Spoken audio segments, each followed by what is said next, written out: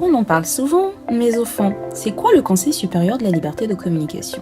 Le Conseil supérieur de la liberté de communication, le CSLC, est un organe qui régule les médias sur toute l'étendue de la République du Congo. Médias publics, privés, traditionnels, numériques. Sa mission, garantir la liberté de la presse, assurer le pluralisme des opinions, encadrer les contenus médiatiques, préserver la paix sociale, l'ordre public et la dignité humaine. Informer, oui, mais informer responsablement. C'est dans ce contexte que s'est tenu l'échange traditionnel de vœux entre le Conseil supérieur de la liberté de communication et les médias à l'Olympic Palace. Dans la salle, le conseiller du président de la République, chef de l'État, le conseiller en communication du Premier ministre, chef du gouvernement, les hauts conseillers du Conseil supérieur de la liberté de communication, les directeurs généraux des organes de presse, les responsables des ONG et associations œuvrant dans le domaine des médias et des droits humains. Tous réunis pour un moment d'échange et de dialogue.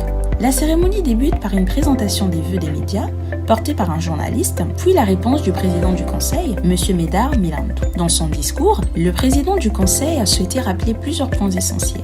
Le respect des lois, des règlements, ainsi que des principes éthiques et déontologiques. L'importance de l'autocensure et du strict respect de la ligne éditoriale qui doivent guider la couverture médiatique de l'élection présidentielle prévue pour mars 2026. Ces éléments constituent des repères essentiels pour la profession et doivent être observés tout au long de la période électorale. Les transformations profondes survenues dans l'écosystème de l'information et de la communication imposent une vigilance accrue afin de garantir un traitement juste et responsable des sujets d'actualité. Le Conseil, pour sa part, a annoncé plusieurs initiatives concrètes. L'organisation de formations ciblées visant à renforcer les compétences et capacités des journalistes afin de mieux les préparer aux enjeux spécifiques liés à la couverture de l'élection présidentielle. La création d'une carte d'identité professionnelle, CIP, pour les journalistes, facilitant ainsi leur accès aux événements et lieux de manifestation dans le but de garantir une couverture médiatique fluide et efficace. L'élaboration d'une réglementation claire, fondée sur des bases juridiques internationales,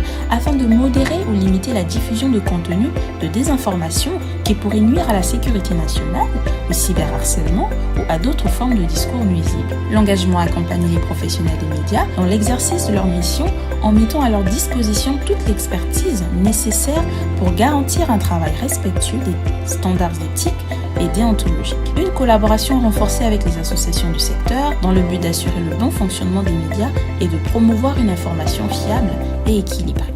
Et la jeunesse congolaise dans tout ça? Le secteur des médias n'exclut en aucun cas cette frange de la population. Le Conseil se positionne comme une référence incontournable pour tous les jeunes désireux de s'engager dans le domaine des médias.